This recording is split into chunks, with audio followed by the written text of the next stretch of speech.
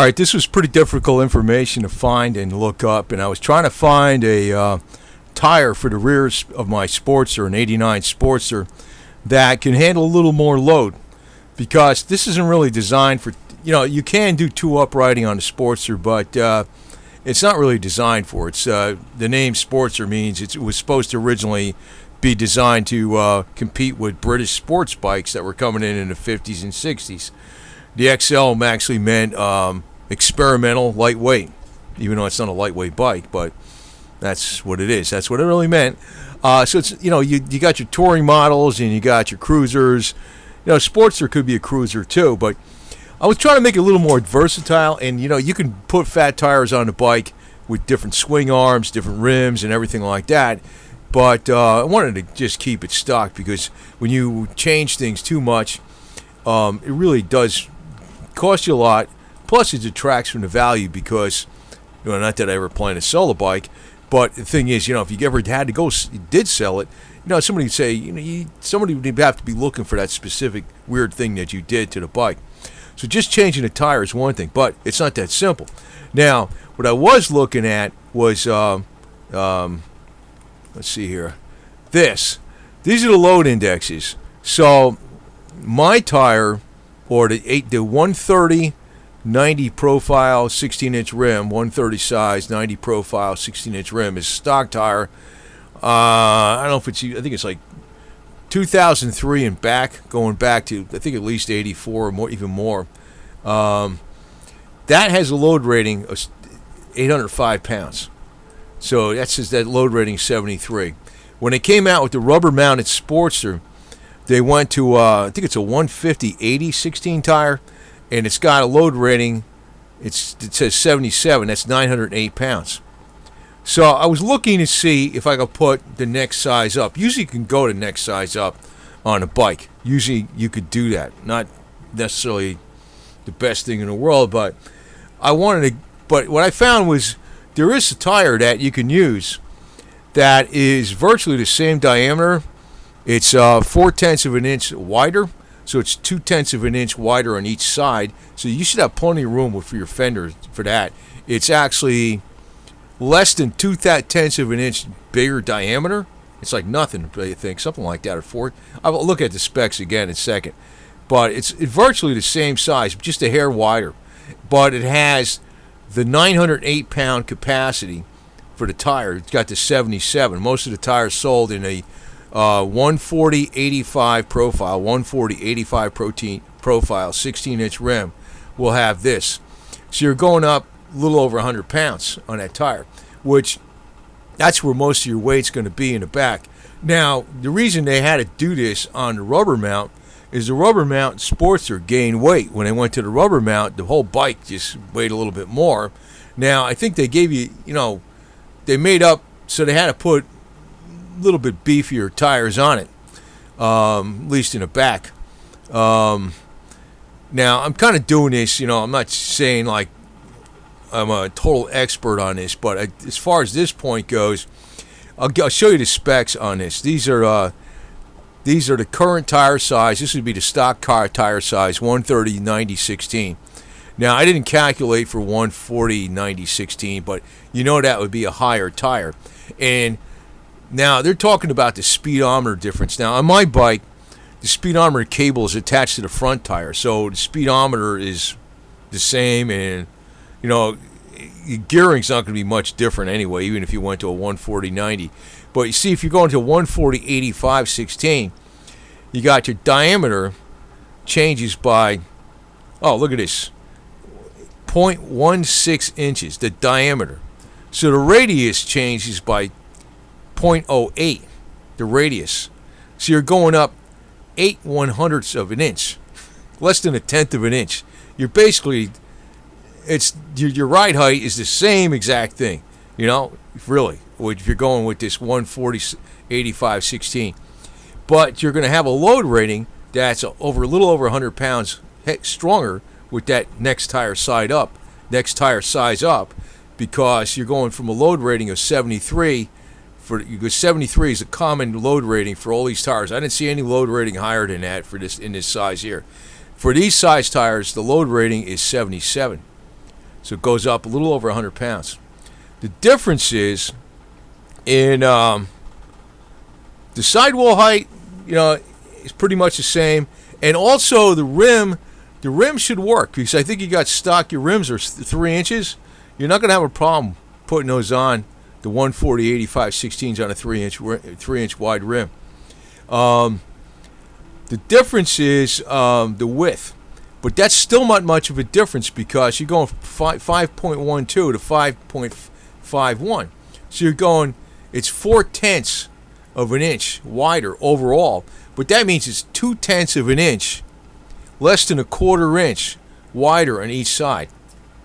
Closer to, so I mean, right now, I mean, I could fit, my finger through there real easy. I mean, it's got way more than 5/8 of an inch around here. It's not going to make a difference, and it's not going to bottom out, considering the diameter is virtually the same. So this tire should work, and the reason I'm going to probably, the next time I change tires, I'm going to go to the 140 85/16 in the back and keep the stock sizes, which is 190 19.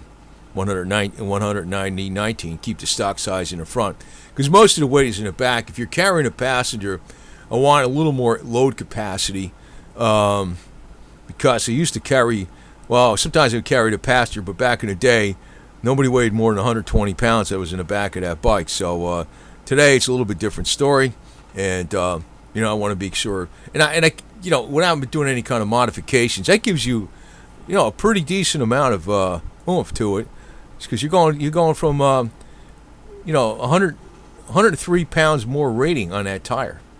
And I'm probably going to use Metzler Cruise Tech tires. Right now I got Avon Roadrunners on here. These are good tires. Those are good tires, too. They're not worn out, though, but when they wear out, I think that's the next step I'm going to do. Because what I'm really doing here is, you see, I know with Harleys there's a lot of different opinions, but and the other thing that's kind of weird over here in the United States, it's like, it's like a motorcycle is like for recreation. Over in Japan and Europe and Asia, it's for transportation. When I got into this, I was really thinking, I was into more hardcore in the beginning, and I got kind of tired of the, the big biker pose, whatever you want to call it, because I don't really care about the biker stuff. I just like riding a bike, and it wasn't just for recreation. I was using it for carry stuff and all kinds of junk. Probably because I was stationed over in Okinawa, Japan, and I got used to seeing like what they could carry on a bike, and I kind of thought it was normal. I was there 6.5 years, right? So I kind of adapted some of that Asian motorcycle culture, and the motorcycle culture over here is like pure recreation, pretty much, and it's kind of an ego thing. You got to get the bigger Harley and I understand why you get a bigger touring bike, because if you're on a highway and you're doing a lot of miles, the touring bike is the right bike for the job. The Sportster is not the bike. It'll do it, and you can do it, and you can set it up where it's not so bad. This bike's with the seat and the windshield and stuff now and everything. It's set up pretty good, and the gearing is for highway. You can log in miles, but it's still not going to be anywhere as comfortable on it as a touring bike. But the thing is, 90% of your driving and stuff you're riding is not hundreds and hundreds of miles. More people should probably own Dynas or the old Super Glide, or Sportsters, and actually there's a lot of Sportsters out there, because a lot of times these people it depends on who the person is, but you know the deal. A lot of people get big touring bikes because it's an ego thing, and they don't log in many miles. A big touring bike, to me, for the riding I do, usually it's like 50 miles or something like that. It's a pain in the butt in a parking lot. I mean, I would think it would be great if I was traveling cross country. Definitely would love the touring bike. But for 99% of the riding I do, the Sportster works fine. But I'm trying to make it more versatile. And one of the things that problems with the Sportster is, it does two-up riding. But, if you can handle another 100 pounds with a tire that's virtually the same size, it'll work on the rim, and it's not going to affect handling or nothing like that, I'm going to go with that. And, I was looking around at forums and stuff, and it's like information that's very difficult to find. So, the tire, like on this, this guy was asking questions here, Like the rim on that has a 3-inch rim, a 3-inch wide rim. The 140/85 by 16, that'll work on a 3-inch rim, no problem. So it'll work on the stock rim. You don't have to change the rims. You don't have to change the fender. You don't have to change anything. You don't have to change. You don't have to clearance nothing. It should work. Have I done this yet? No. But for like I'm showing you the dimensional differences in this thing, it's like minuscule. Like the diameter is virtually the same. You're talking, the radius. You're saying that's the diameter. That's, 0.16 inches, like a little over an 1/8 inch, like radius bigger, right? And when you're talking like an 1/8 inch is 1.25, but you're talking like the radius, the actual where it goes to the fender, like on the top, it's 0.08. You think that thing's going to be, the fender's going to hit on the top because his tires go wide? Because that type of difference in diameter, it's almost the same thing. You might have to worry a little bit about the width, but then when you're looking at the overall width, it's 0.4 of an inch, or it's 0.39 actually, wider, right? But that's 0.2 of an inch on each side, less than a 1/4 inch. You could definitely, if you put your hand around there, you could see that it's not going to hit. Now, the way to check it, if you was going to check it, what you would do is you would, I got the bags on here, which would get in the way, but you would, jack the bike up underneath here, loosen up the shocks bounce on the back, on the bottom, and disconnect them, and let the bike settle all the way down to see if it's, makes clearance. But it should. It's got a ton more room than 0.2 of an inch around the side, and on the top it's virtually the same. So it should work. That gives you 100 more pounds, 103 more pounds theoretically load capacity, because your suspension, you might want to go with the shocks, but the thing is, if you got the things loaded up, on the shocks to the highest setting, your 2-up riding should be okay. I'm not saying to exceed the weight limit of the bike, but that should give you a safety margin. At least this is what I'm going to do. And I'm not going to mix and match brands of tires. Like if I go change this one out in the back, I'm going to make sure, like I think I'm going with a Metzler Cruise Tech. There's going to be Metzler Cruise Tech front and back. Usually the back tire wears out before the front. That's because the way people ride, But, I think that the life of the tire might be extended too, because if it's got a higher load rating, it's not gonna like get the cupping as easy, I would think, And basically the price difference is like it's almost the same price. So I don't even know why they didn't do this before. That's the thing. I mean, I'm just brainstorming this. I think this would work fine, but I'm going to do it though. Next time I got to change tires, but just because I want that extra capacity, and I don't want to, say I don't like it or something's different about it. I can't see what would be wrong with it, except for the fact that it holds more weight. Or somebody, you wanted to go back to 130/90/16. I mean, it's the same rim, same suspension, everything's the same. It should work fine. That's the beauty of it.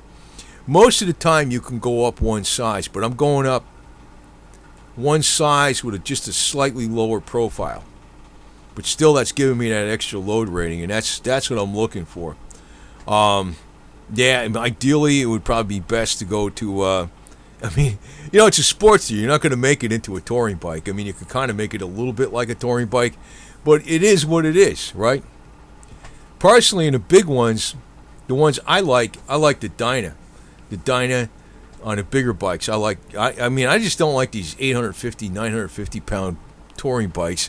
I mean, they're great if you're cruising like 8 million miles, but for my situation, backing up this Sportster on grass in a parking lot or something like that or whatever, using your feet because there's no reverse gear, it's almost 500, but this thing's 500 pounds with them bags, no problem, I mean, you're going to put 350 more pounds on there? I mean, like I said, it's great, different tool for the different job, but it's like a lot of different things. I don't know. I swear to God, a lot of things with bikes, that's why I kind of got out of it for a while. It's an ego trip. Total ego trip. I got the bigger bike and whatever, man. And actually, these bikes, who the hell knows? Maybe they're going to force us to go electric in the beginning. I could see that, Anyway, hope not. Anyway, we're not.